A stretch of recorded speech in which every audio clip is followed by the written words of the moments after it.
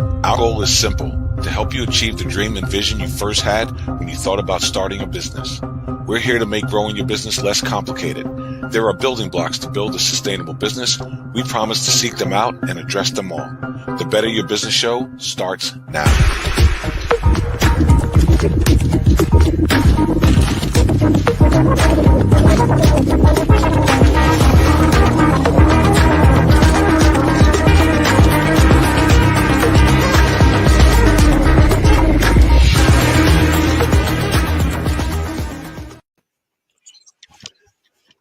Hello and welcome to the Better Your Business Show. Here we discuss your most important business challenges and provide you with practical solutions to help you better your business.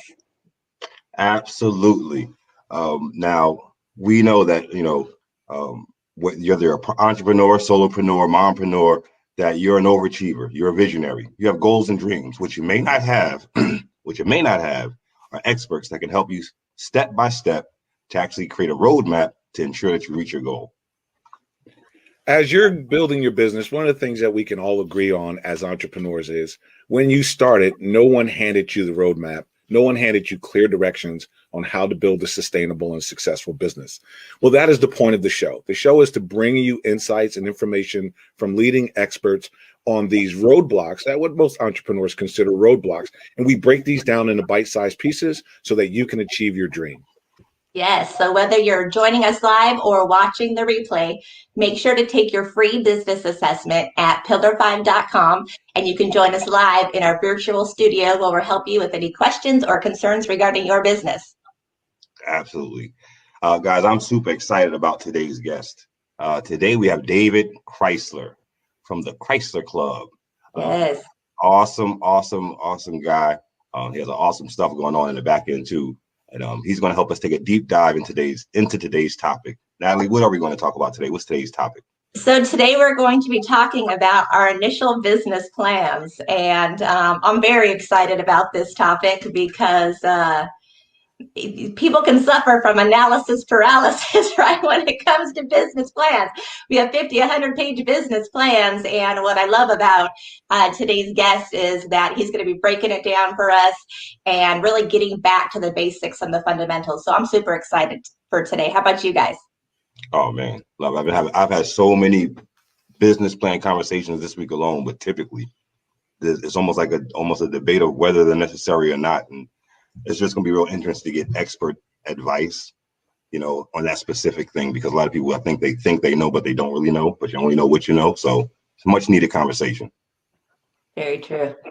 It makes me think when I first started running a business. I mean, I'm thinking way back, I'm dating myself here, early 90s, when I first started a clothing company. The one thing I didn't write was a business plan.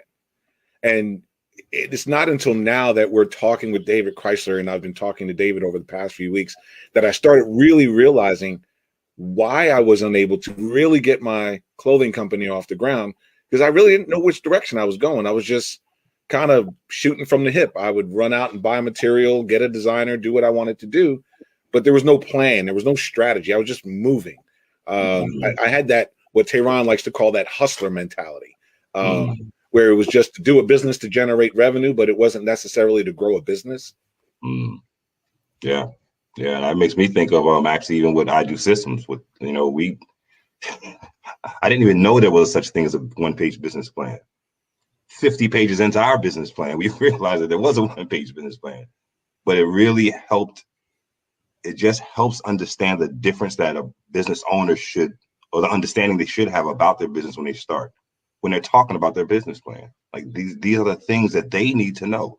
An employee may not need to know, but the business owner, you have to absolutely know this like the back of your hand. You're running the whole thing. So there's certain steps that's just mandatory to take.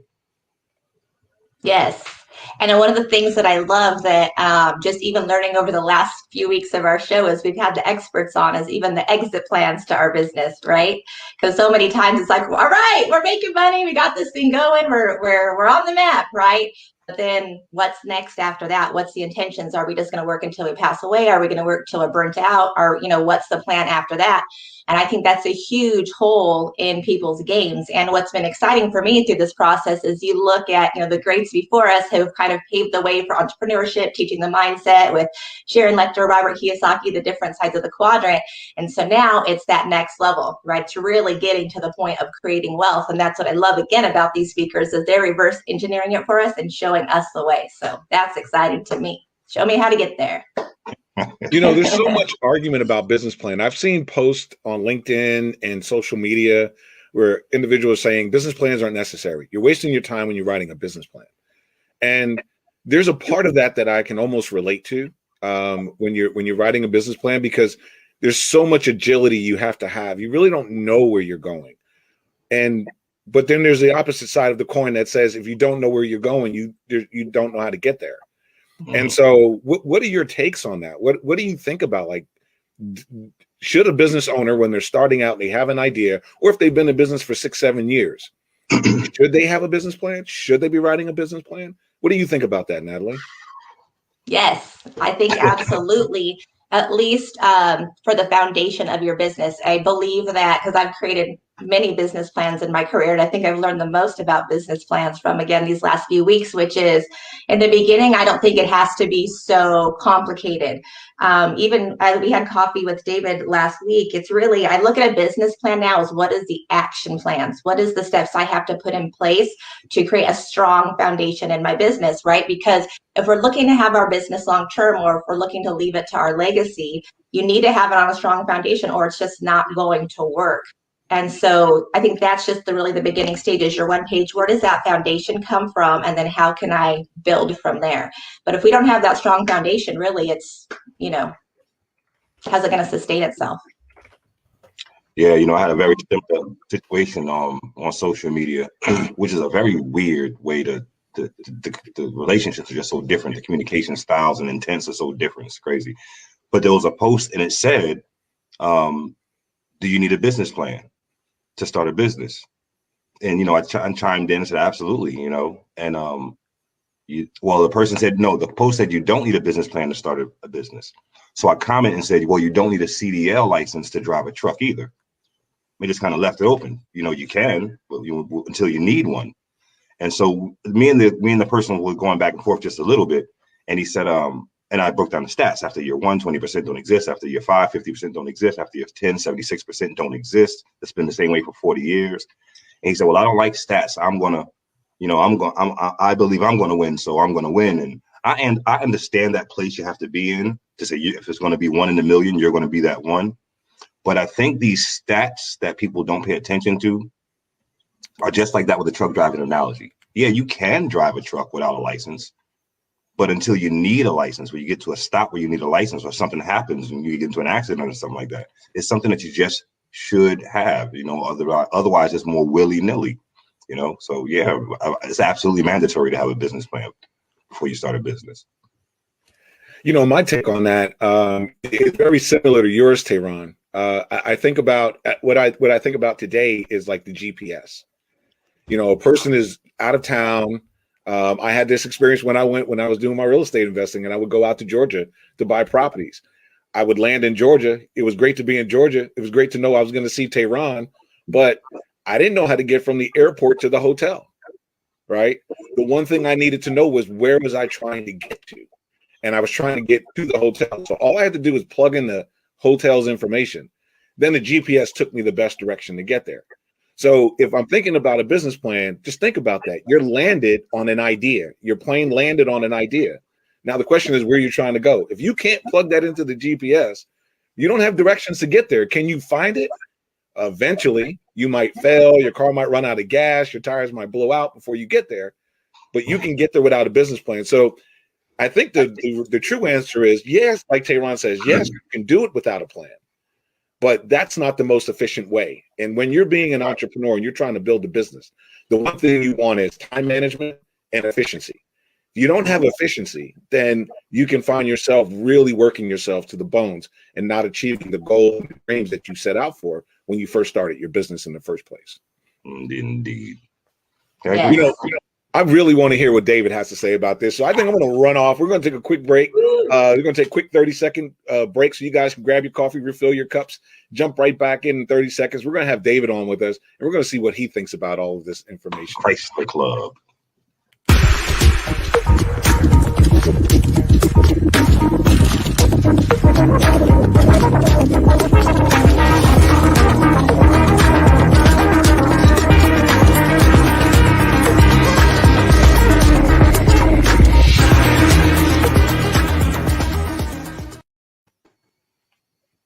And we are back, and we have David Crysler with us. Good morning, David. Thanks for joining us. I am Well, let me so unmute excited. you. There we go. There we go. Yeah, so excited to be on here. Thank you so much for the invitation. And yeah, I was, listening in the background, just trying to wait my turn to jump in, because it's just, all of the conversations that you guys have been having, it's stuff that I literally talk to other people about every single day. I hear all of these stories from people, should you have a business plan? Should you not have a business plan? You need to jump in and start executing. You got to figure it out. You got to grind, all these different things. And, I loved what everybody was saying about it. Really, for me, you absolutely have got to have a business plan. I think what people get confused by is the definition of what that business plan is. You guys are talking about the 50 pages down to one.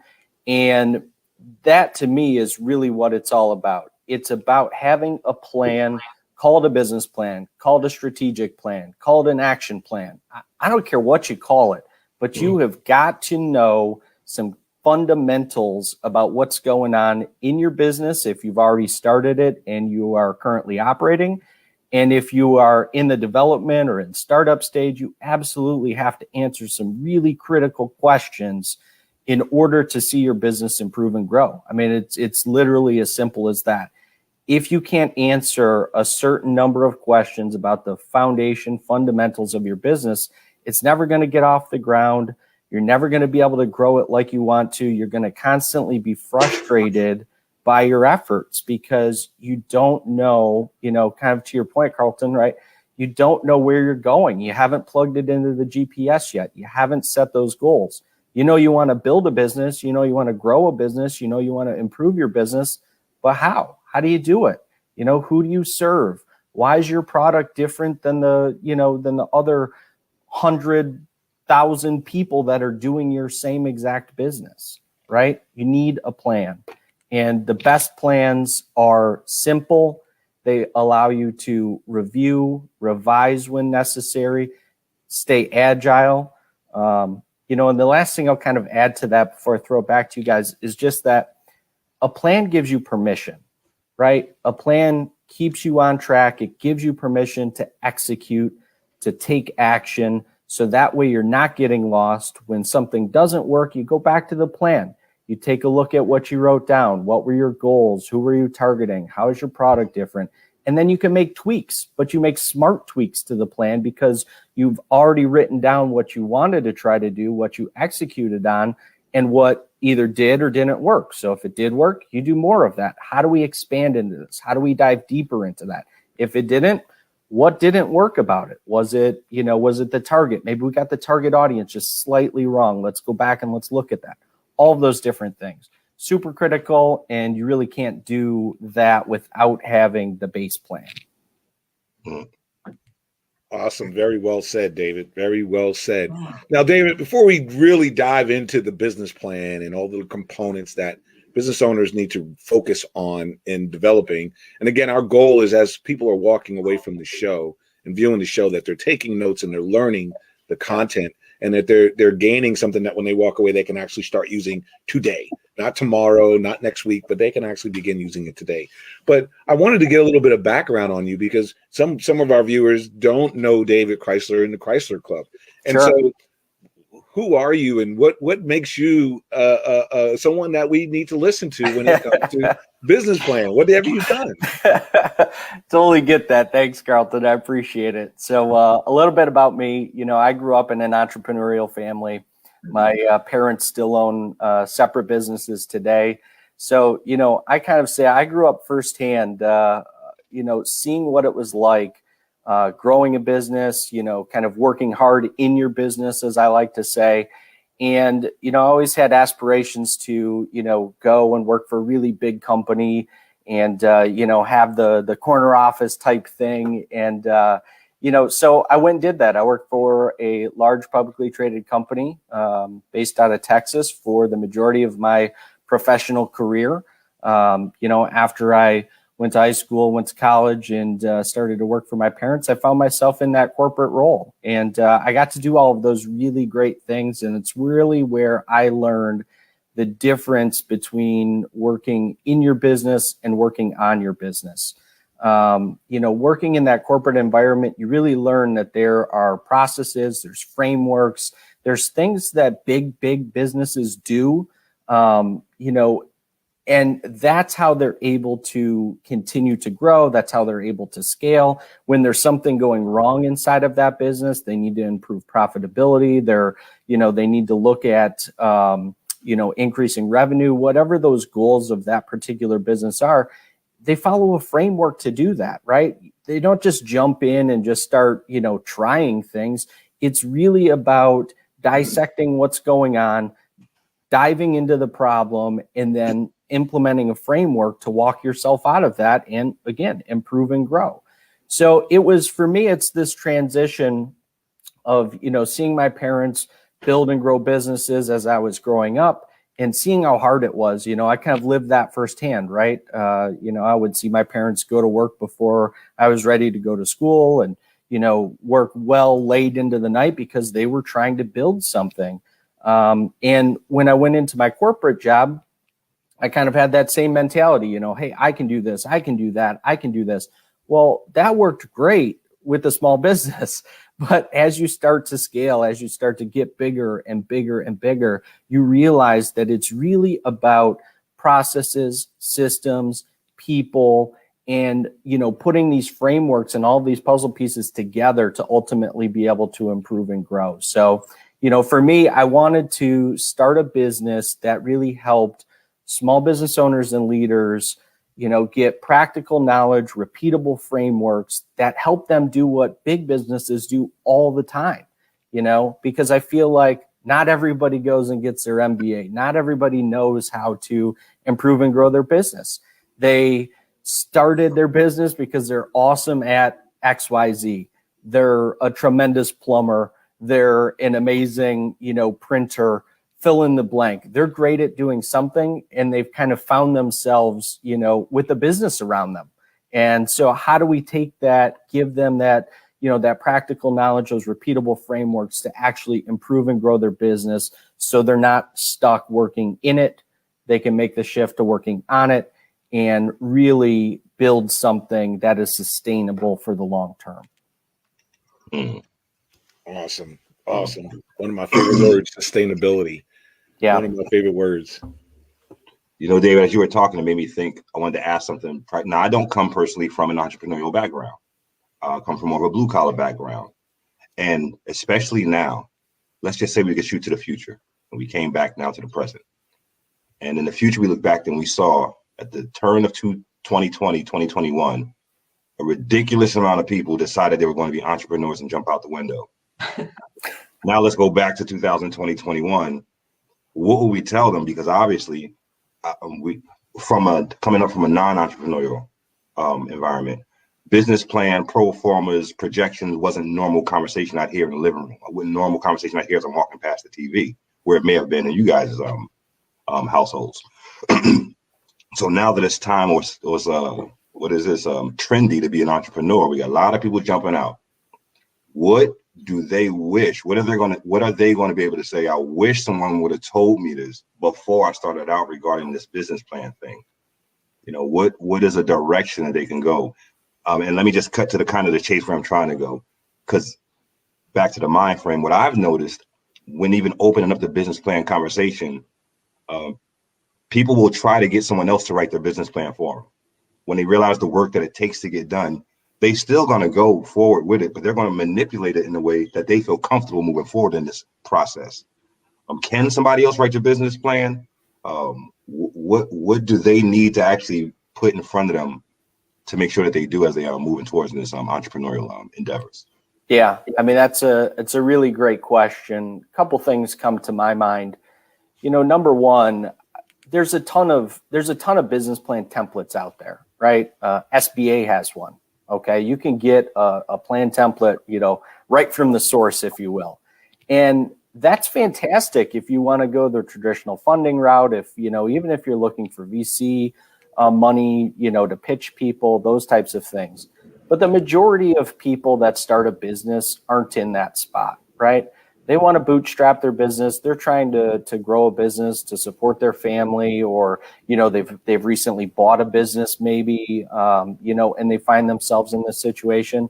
So for me, what's really missing is a plan you can do something with, right? Because all of the business plans that I see, all of the different templates that are out there, they all have similar sections, right? Because it's all important things that are contained within those sections. But the big problem is, and Tehran, to kind of your point, like, can somebody else write your business plan? Somebody else can help you write a business plan. Somebody else can guide you through the process. It's always good to have, some people that you can rely on to bounce ideas off, to ask questions. But for me, what it really comes down to is the tool itself. I think that the traditional business plan tool was never created to help the entrepreneur that wants to bootstrap their business, or the business owner that just recently bought a business and, hey, how do we freshen things up? How do we, double down on this product that, has been really successful for us over the years? How do we introduce a new product? How do we go after a new audience? How do we, do XYZ within our business? And to me, creating a tool that gives kind of regular folks, right? Like, because that's what I feel like. I'm just a regular person that, just so happened to have a lot of great experience to put a tool together to actually help people, to give them some action items so they can move it forward.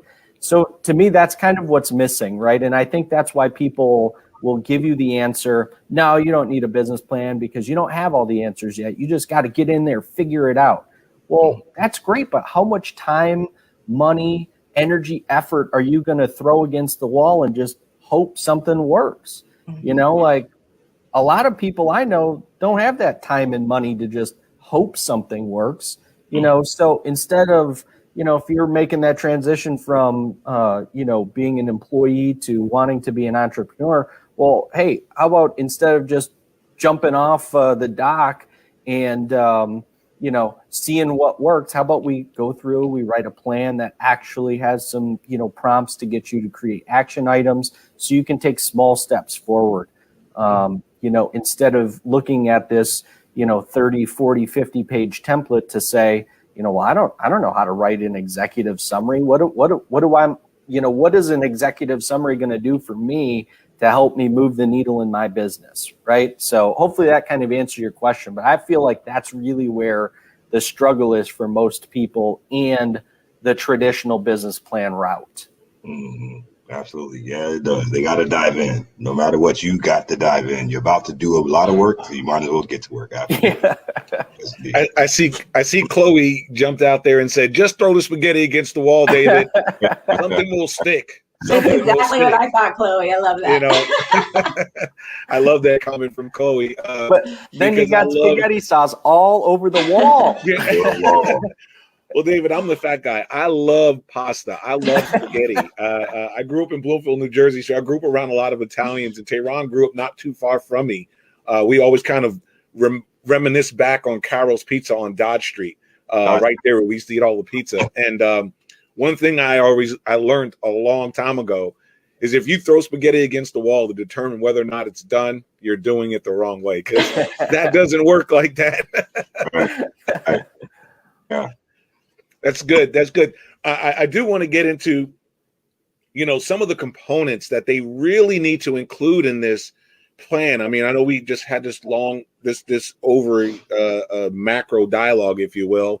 about business plan, the relevance of business plans and things like that. But I want to make sure that when we come back from the second break, after the break, and that's going to be in a bit, but we actually start talking about actionable items. Like, what are the things they need to focus on? What's included inside of this so-called one-page business plan? And first of all, before we even get to that, David, what are all these components in this 50-page plan? I remember having to do a 5-year plan when I was starting a business. Yeah. People always say, the Japanese, when they do a plan, they do a 20-year plan. The least we can do is a 5-year plan. And then Tehran and I snuck up on a 1-page plan, and we're like, whoa, what's this? I don't know if this is 1 year or 30 years. Like, is this 1 day plan, or what? What's the relevancy of all of this? Yeah, it's a good point. From kind of the long form business plan, right? That is how traditional funding is going to take a look at what your business model is, how much experience you have in it. I kind of referenced the SBA long form business plan. That's great when you are purchasing a business that you have some experience in, and you need to get an SBA loan to help offset the purchase price of it. And a lot of what's included in there, to your point, it's about long-term planning. It's about figuring out, what kind of operational budget do I need? Beyond the kind of core scope of, who's the customer, what's the product, what's the business, how long has that business been around, for you as somebody that is looking for that traditional funding, what kind of, background and experience do you have in this world? So again, it's very much about kind of, have you done the work, right? That's what I like to say. Have you done the work to get the traditional funding? Because somebody that is looking for that traditional funding route, and they go to a bank, they go to, VC capital, whatever kind of funding method they're looking for. That's one of the check boxes, right? Like, okay, this person has a 50-page business plan. All right, well, they've gone through, they've done the work, they've checked all the boxes. So let's take them to the next stage. Let's see, if this business makes sense, and ultimately we can fund this loan. And so when you take the shift of saying, look, I want to start this business, I want to grow my business. What are the key topics? What are the key areas? I mentioned there is a lot of overlap, but the big difference is between the 50-page and down to the 1-page is the 1-page is clear and concise.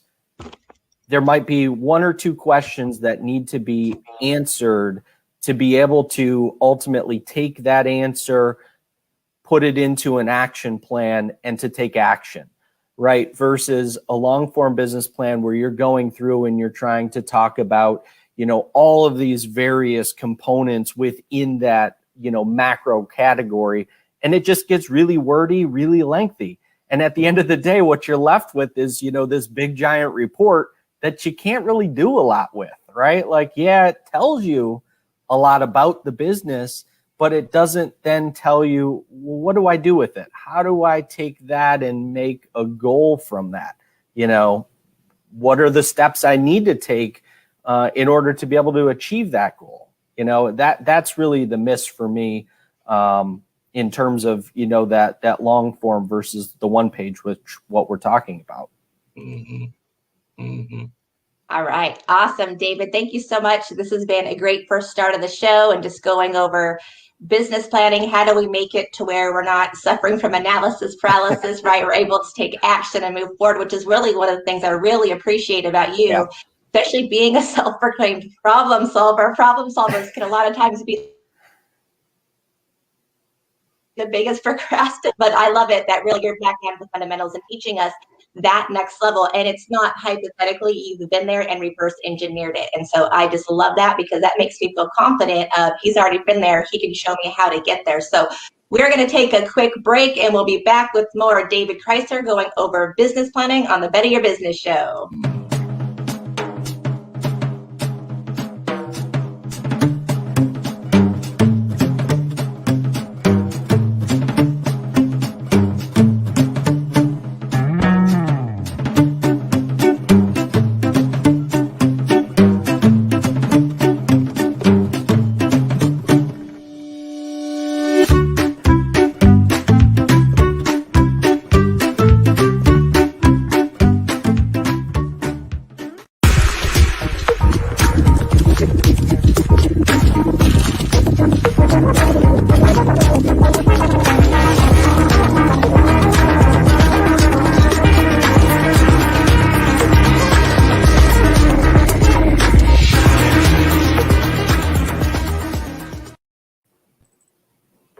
Welcome back. All right, and we're back.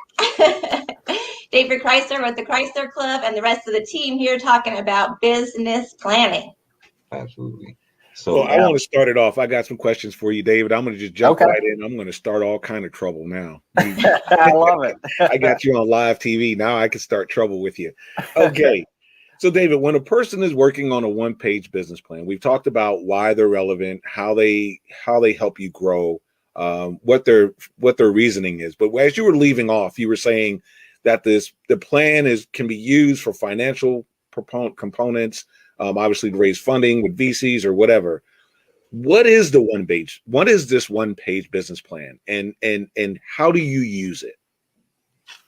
Yeah, so great question, Carlton. And for us, it's really it's a template, right? It's a tool. It's a framework that we utilize to ask very basic questions to not only prompt you to understand, and I'll give you for instance, right? Very first question: what's the problem?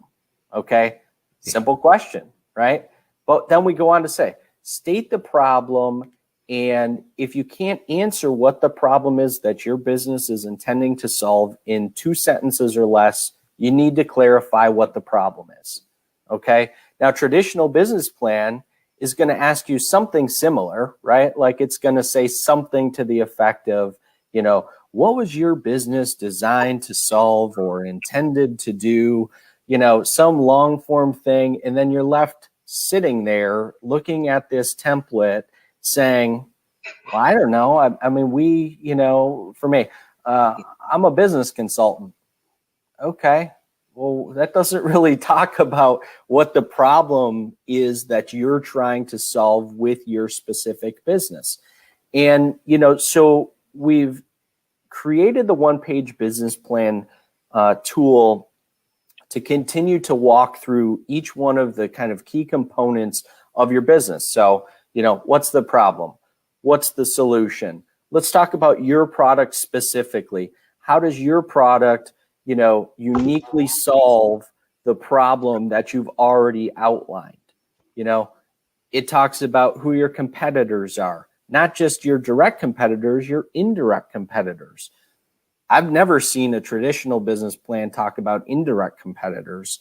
Why do we talk about it? Because you can learn something from that, right? If you're a direct-to-consumer brand and, you sell soap, let's say, what do you think you could learn from another direct-to-consumer brand that sells something else, right? What's their website look like? What are their calls to action? What's their checkout process like? How many clicks does it take to get through that? That is all actionable information. That is stuff that you can utilize somebody else's R&D efforts to go through, put in your plan so you can execute against it. And guess what? You're not throwing any spaghetti against the wall to do that. You're just taking a little bit of time, identifying who are these people that are, either directly competing against you because they have a product similar to yours, or people, that have similar go-to-markets or similar target audiences. What do their lead generators look like? How many clicks does it take to get into their email chain? How many clicks does it take to check out? Do they have prices on their website? Do they not have prices? There is so much information out there and so many things to consider, that really, for me, it was about creating a framework to walk you through step by step to say, here's everything you need to consider when you want to improve and grow your business. And again, whether you're starting out in development and startup or whether you're in growth and expansion, this is all actionable stuff. And if you have a plan that gives you actionable items, you can improve and grow your business, no doubt. Yes, indeed. We just I saw this comment from Natalie Forrest, one of my top 5 CEOs of all time. And she said that the business plans need to be flexible. I think I saw in the comment on the ticker. So I wanted to ask you, is it possible? Because for some people it says a short one is sufficient. It also needs to be flexible and allow for forward movement. So for people who are just starting out, going back to that time traveling concept, and we want to come back to all of these entrepreneurs that's starting right now, and now they realize they have to write a business plan. So they're either most will look for a shortcut once they realize that there's work to do, meaning, oh, I get somebody else to write it for me, or they'll back up because they feel like, well, that's a lot of work I wasn't planning on doing. I'm worrying about selling my merch. I'm worrying about the transaction that's going to happen. I'm worrying about breaking the tax bracket. All this other pre-stuff takes away the excitement and the attractiveness of the actual agenda from me. So can a person begin and create it while they're going? Or does a person have to literally stop doing everything until this one-page information is all completed before they do anything? Or is this going to be something that's going to be fluid? Yeah, that's a great question. I look at that two different ways, really. Can you, kind of first question, can you do it as you go? Sure, there's nobody stopping you from doing it that way. What I would caution you with is how much, there's opportunity cost is a real thing, right? Like, hey, I don't know how to do XYZ, so I'm going to take some time. I'm going to go learn it. I'm going to figure this out. I'm going to do that, right? Well, that is time away from what you could be or should be doing to grow, improve and grow your business. So I look at that as the same way. If you are in a place that your business, you're already executing, you've got customers, you're already growing, you're probably better positioned to do this in a more fluid motion versus somebody who is really struggling. Right? I can't get that customer. I can't sell any of my products. I'm really struggling to get traction with the right audience and, to get people to pay attention to what I'm doing. Those are the people that I would say you should stop because you're literally wasting time and money. Again, if you're a little bit further down the path, if you're in that growth and expansion stage of business, yes, it can be more fluid. But no matter where you're at, I look at business planning as the strategic planning as an ongoing process, right? If you're not reviewing this plan and making changes to it, at least on a quarterly basis, I really feel like you're missing the boat. I really feel like at minimum, you should be reviewing, not necessarily revising, right? Because you might be dialed in. You might just be tweaking a few things here and there. But you should be reviewing, revising when necessary, and re-executing your business plan at least on a quarterly basis. So, it's kind of a twofold answer, but hopefully that, that covers what, what you were asking. Yeah. Yeah, it was actually. And real quickly, because I was having a conversation just yesterday and we were talking about the stats of businesses. We ran the stats down. I forget where I was getting content from. And it said basically one out of every 12 make it long stance. So the person I was talking to, they were about to, they were about to go into their business and they were going to start it and doing the steps, and they wanted to get some help on actually understanding what a business plan was. And there's so many people that are about to jump into entrepreneurship that have just recently jumped into entrepreneurship. That's why I really keep bringing that back to address them right now, because that's a real situation that exists. Yeah. And that 1 in 12 stats is like telling someone, okay, 1 out of every 12 parachutes actually open when they jump out of the plane. So if a person knew that stat, would they have the same aggressive, ready to go to get out that plane? Okay. And when they find out that those are the stats, now the question is, okay, well, what happens to the other 11? Now let me do that work with the parachute first before I jump out, because having the idea, wanting to be an entrepreneur because it's popular, wanting to break the tax bracket, wanting to get out of the rat race, those are the ideas of parachuting. Okay, great, give me the backpack and I'll get in line.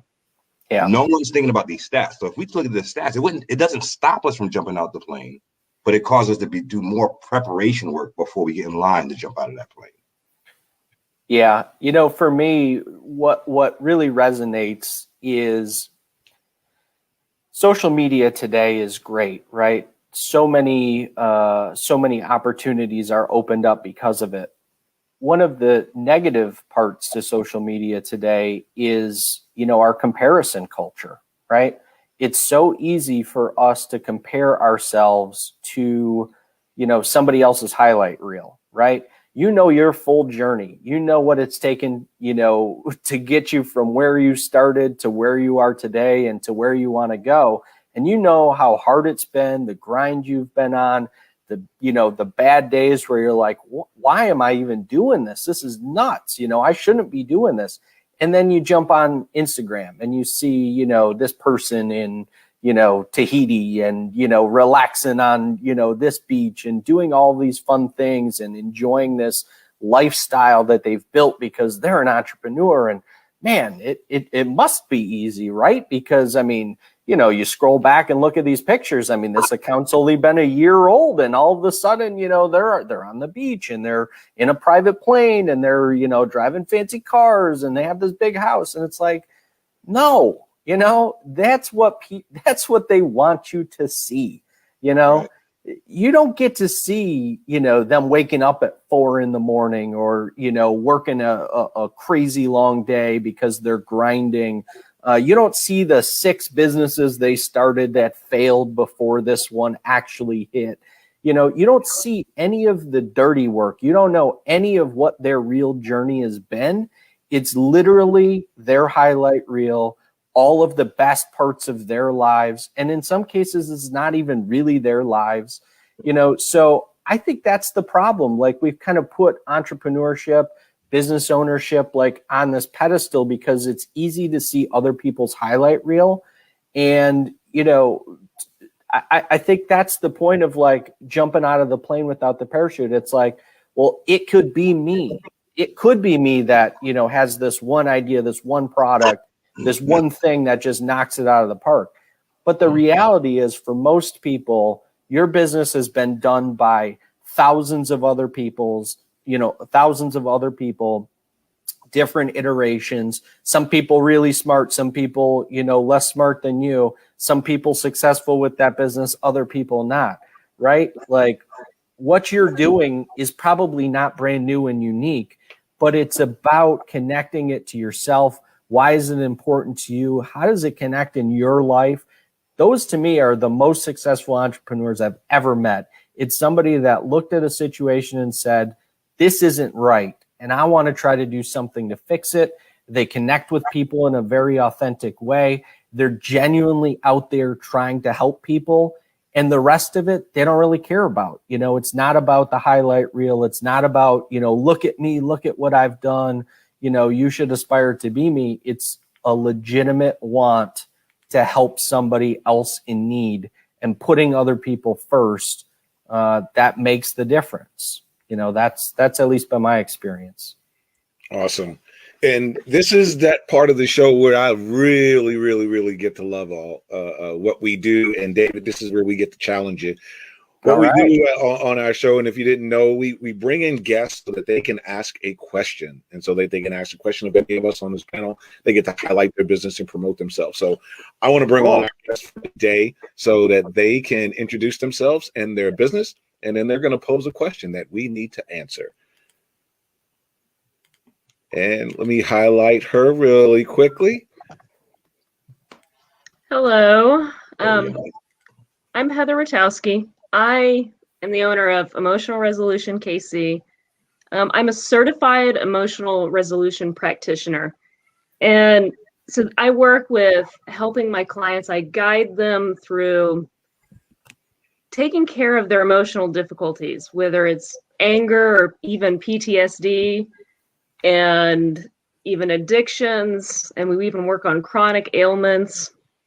And so for me, it's like what you just hit on is really important. It's really important that I work with my clients, take that time. That's my passion. That's what I want to do. I want to work with them directly. I even work with pregnant women. We have a pregnancy program, so they have prenatal bonding and a stronger pregnancy with less emotional difficulties. My question around this is, as I grow my business, I want to spend my time with my clients. I don't want to deal with the social media aspect, and it's one thing to build a website, but to have to deal with Instagram and Facebook and it was really hearing the reference of the parachute was very powerful. The thought of, I need to have that parachute on as I go. But how important is it to be a part of this social media aspect? Is it important enough to hire it out? Is it important enough to do it myself? And I'm curious on this business planning, what your thoughts on that are. Yeah, that's a great question. And, I think what first comes to mind for me is as it relates to the business plan will help you get clear on, who you serve, how you're going to serve them, and will help you line out some strategies for, the sales and marketing component. So, walking you through how to create a sales funnel, how you're going to go to market and attract attention to your business and your brand. That's what the one-page business plan is really all about, is making sure that, that's a pretty integral component to improving and growing your business, which is why we included it in there. And it asks you some really good questions in terms of that sales and marketing component to make sure that you have a full understanding of what you need to execute on to be able to improve and grow your business. Kind of the second component of that is, with you wanting to spend more time, directly impacting the people that you help, I think that's fantastic. I think outsourcing the social media management, once you have a plan in place that you can share with somebody to execute against, is perfectly fine. Like, I think that's a great use of your time. And there's some really great companies out there that can help you do that. Where I find a lot of business owners struggle in your similar position is that they don't take the time to go through and do some planning, do some strategy, right? They jump in and say, I want to connect to my audience on social media, and I'm looking for a social media manager. Well, there are some really great social media managers that will walk you through strategy and planning.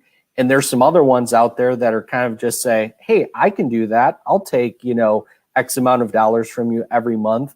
And there is no strategy. There is no plan. So you end up spending a lot of your money and a lot of your resources. And honestly, a lot of your frustration ends up being built up because you're not seeing any type of results. You're not seeing any additional leads come in. You're not seeing, any type of really good engagement with your audience. So those would be the things that I would recommend, really diving into a plan that helps you lay out that sales and marketing strategy. So that way, after you've planned it, now you're in this routine of, quarterly check-ins.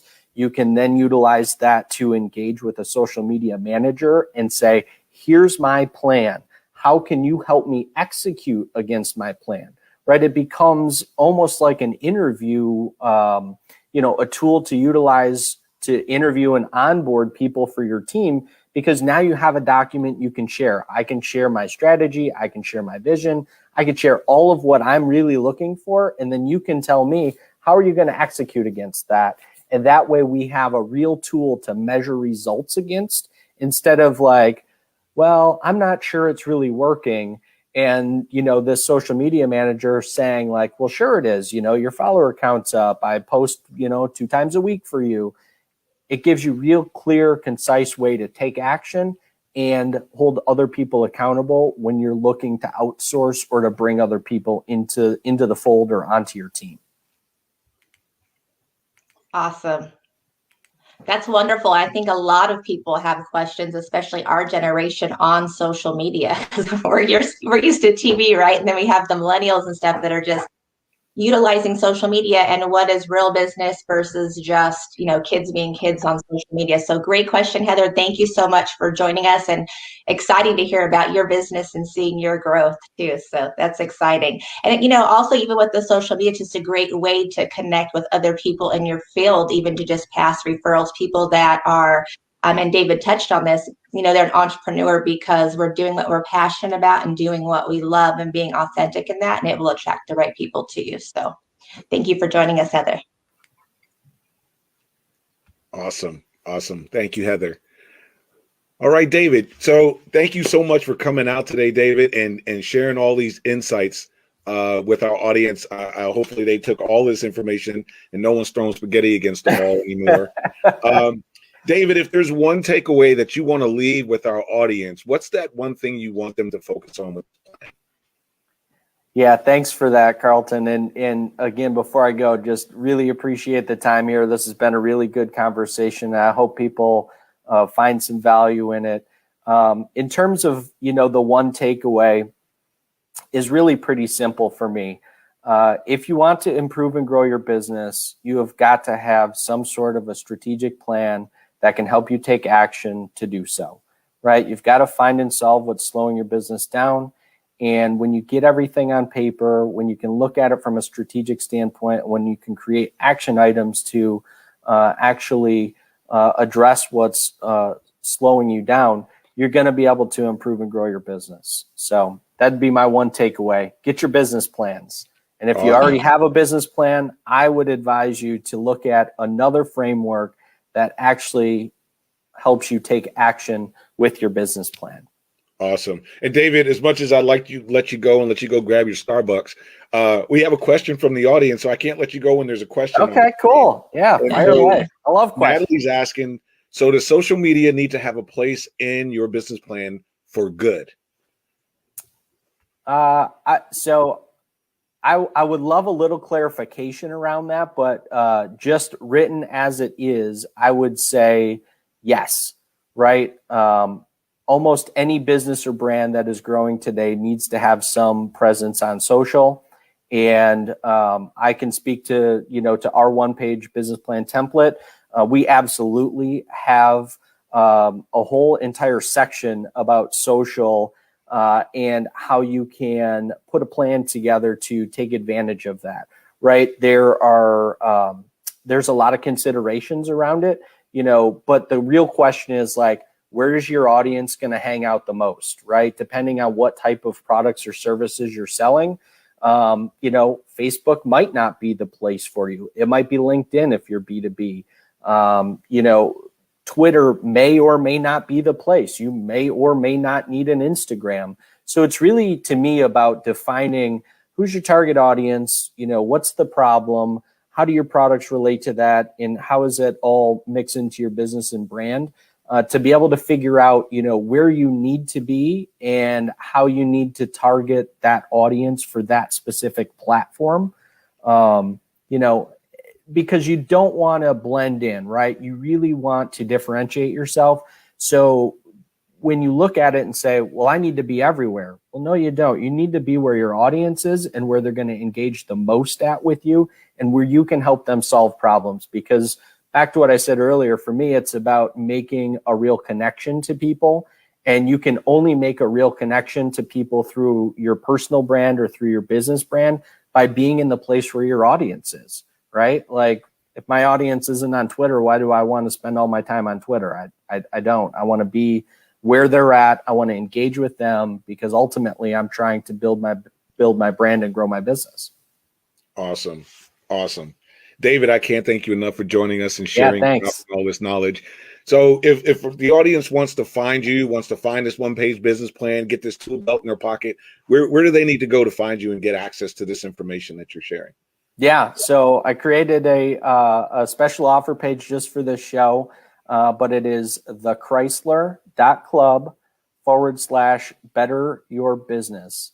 And they can find our one-page business plan template. We've kind of bundled a few things together to make sure that people are getting what they need to take action in their business, to build a plan that's going to help them move the needle. And I will throw this out there before I leave. For anybody that does place an order with us today or reach out to us today through this show, I've got a special bonus just for this kind of limited time. But I'm going to include our business plan quarterly review tool, which again is just another tool to utilize to start asking those questions of how are things going in my business on a quarterly basis. It's not just enough to review your plan. You actually need a tool to prompt you to say, what's changing in my business? What's changing with my products and services? What's changing with my audience? So I'm going to include that totally free for people. Anybody that even reaches out to us today through the show, I'm going to send it to them. So hopefully we can get some people moving in the right direction to improve and grow their business. So awesome. David Crysler, the Crysler Club, ladies and gentlemen. So all entrepreneurs out there, make sure that you go to that URL, the Chrysler.club/better your business. Get your one-page template. Always do a self-check on yourself, because you're going to keep wanting to put your right foot in front of your left foot. Just never let your left foot fall behind. Keep it moving. Just make sure you're narrowing. Make sure you're narrowing the road. Okay. So on behalf of the Better Your Business Show, Natalie Essman, phenomenal 21-year plus financial advisor. Carlton Hoskins, Mr. Super Duper Everything. I think there's already a Mr. Everything. And Tayron Glover, we can't leave Andy Tayron Glover out. I'm the fly on the wall. I'm the fly on the wall. Hero call center developer. I'm a fly on the wall, baby. Just a fly on the wall. Awesome. Good stuff. Good stuff. Well, I think we learned a lot of information. I think we got some really good insight, and I hope the audience has been chatting it up and sharing some really good information with everyone. Good stuff, everyone. Any questions from our audience while we're there? If you have any questions, please drop them in. We have about 4 minutes left on the show. But I'd like to just get without the experts that are here with me today. What do you all think about all this information and the takeaway? It was great. I mean, I think of it as following your recipe, right? You have to have your recipe. If I'm going to go in and make a cake, I need to know what my ingredients are. How hot does my oven need to be? How long do I bake it for? So really that initial business plan to me is, okay, what's the recipe? And then it's about following that recipe over and over and over again. And then once I have that foundation, okay, well, how do I, kick it up a notch? How do I separate myself? How do I make my cake a little bit more special or unique looking? And but so that was one of them, following the recipe, and then just being your most authentic self and going after what you love, right? The money will follow. And David said that so many times, which I really appreciate. That it's really just being authentic. That's what's going to draw the right people to you. Don't try to be anything more than just who you are, because who we are is enough. And really, that's the spice. That's the secret ingredient to our success. So I loved that he talked about being authentic. Yeah, definitely. And also just knowing you're going to learn more, and that's why I added that in earlier. We literally, after years, had 40 plus page business plan. We broke down every aspect old school way. Then we ran into this whole 1-page business plan thing. It benefited us. So we immediately said, well, we have to put this in the tool because the tool is helping businesses. That's the point of the business. But we couldn't be know-it-alls and make that type of adjustment. No matter how much you know, it's what you don't know. They say it's not what you know that'll kill you. It's what you think you know that you have no clue of that'll destroy everything you're trying to do. So the only person, like someone told me years ago, the only person that can't learn from a baby is a know-it-all. Everybody else can learn from a baby if you want to. So just always being a student, and then teachers will just keep coming and keep coming. Just take notes and grow and develop. Yeah, man. Absolutely. And one thing also I want to share is if you watch the show and you enjoy the show, give us a like, give us a thumbs up, put your comments in, share this with your friends, share this with your acquaintance. If you're a consultant, share it with your clients, and go ahead and do an assessment on Pillar 5. You can take a free assessment there. And just go into that pricing page and run beneath it. It says 1 day free access. Just click that 1 day free access. It's absolutely free. You can do an assessment. You can identify the life cycle stage that your business in. You can find out the components that you may have slacked on, that you may have neglected, that you can now start focusing on to build your business to the next level. And as Heather Rutowski joined us earlier, she did that. And so if you do those things, we're going to bring you onto the show. You get to introduce yourself to the world. You get to introduce your business to the world, and you get to talk with our experts and ask a question that's relevant to you and maybe other business owners out there. So don't forget to take your business assessment at pillar5.com. Just go straight into the pricing page and go in there and get your assessment done. We can bring you on the show. I think we had a great show today. A lot of great information. David made me think about business plans a lot differently. I think the one big takeaway that I have in this, I've asked both of you that question, but I didn't answer it, is Tayron's analogy of the parachute and Chloe Longstreet's analogy of the spaghetti against the wall. Those two things are going to stick with me for the rest of the day. I thought those were awesome. I've never thought about it jumping out of a plane without a parachute is what, or with a parachute that has a bad open rate. Right? It's just hard. And real quick, champion, like David said, we don't get to hear from the 11 whose parachute didn't open. we only get to hear from the one the one who got the guy whose parachute opened. We don't get to hear from the 11 who didn't. So we only keep referring to, like he said about the reels on social media. Like I'm really in the studio with a backdrop like that. Oh yeah, okay. It's a green piece of paper back there, man. But but in the same way, if we don't look at those ratios and those numbers and those stats, then we're not even going to put ourselves in the mental position to do the due diligence. It's lions in the forest. You pack different. There's food in the forest. You pack different. You're going to eat, or you're going to get hunt, or you're going to be hunted. Got to be prepared. Got to plan. Absolutely. All right. Well, thank you all for joining us today. It was a wonderful show. Great talking to you. We'll see you next week, Monday, as we always do, 11 a.m. Eastern, 10 a.m. Central, and as Tehran says, 8 a.m. Pacific time. 2 words, business plan. 2 words. Our goal is simple: to help you achieve the dream and vision you first had when you thought about starting a business. We're here to make growing your business less complicated. There are building blocks to build a sustainable business. We promise to seek them out and address them all. The Better Your Business Show starts now.